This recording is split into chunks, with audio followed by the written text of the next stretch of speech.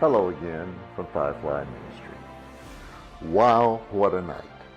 Peter, James, and John had just spent it with Jesus. It started with a long, lonely, weary trek up the mountain. But before the night would end, there would be a visit from Elijah and Moses, a glorious glimpse of Jesus' heavenly power, God the Father's proclamation concerning his Son Jesus, and his special instructions to the disciples. You can read the story in Mark, the 9th chapter, verses 2 through 12. Now, after spending the night on the mountain, the four of them, that is, Jesus, Peter, James, and John, descended the mountain and found the other 9 disciples disputing with the scribes. Jesus then inquired about the dispute.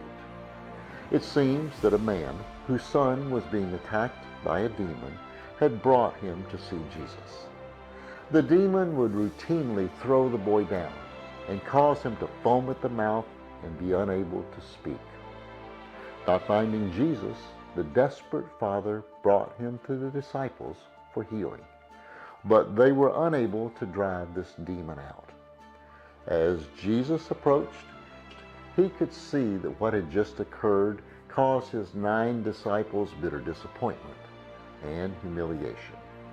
Just 3 chapters earlier, in Mark 6, Jesus had given all of his disciples authority over unclean spirits, that is, the ability to cast them out.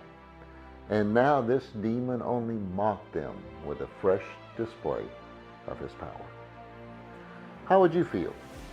How would you respond if your efforts, be it either in prayer or ministry, to deliver someone from a physical, emotional, or spiritual battle were unsuccessful? Jesus looked around at the awe-stricken multitude, the scribes, and his perplexed disciples.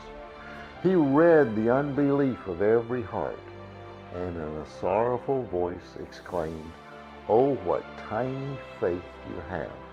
How much longer must I be with you until you believe? How much longer must I be patient with you? Bring the boy to me." Jesus remained at peace even in the face of demonic activity. The Father tells Jesus what's been happening to the boy since childhood. The Father then pleads with Jesus for help.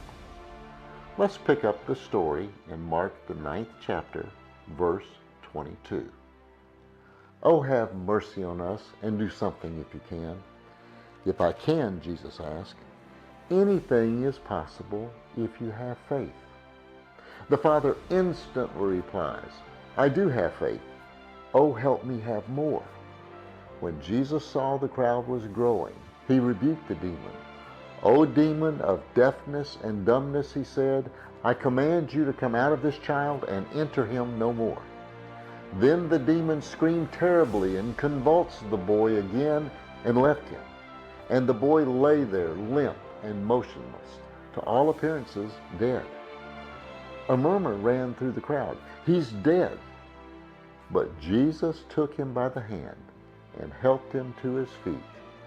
And he stood up and was all right. Then after this, Jesus and his disciples left the crowd and went to a nearby home. His disciples asked him a question there. His disciples asked him privately, "Why couldn't we cast out that demon?" And then Jesus' reply, "Cases like this require prayer." This week, Pastor Fuller continues his series on the questions of God. This week, he explores Jesus' question to his disciples, "How much longer must I be with you until you believe? How much longer must I be patient with you?" And then the response to the disciples' question, "Why couldn't we cast out that demon?" The title of this week's message, Unrealized Expectations. The story of the disciples' inability to cast out the boy's demon helps us to deal with the problems of faith and prayer many believers face today. I want to invite you to join us in our sanctuary this Sabbath for Pastor Fuller's message, Unrealized Expectations. But if you can't do that, please plan on visiting us either on Facebook or YouTube for this Sabbath services. And until then, have a blessed week.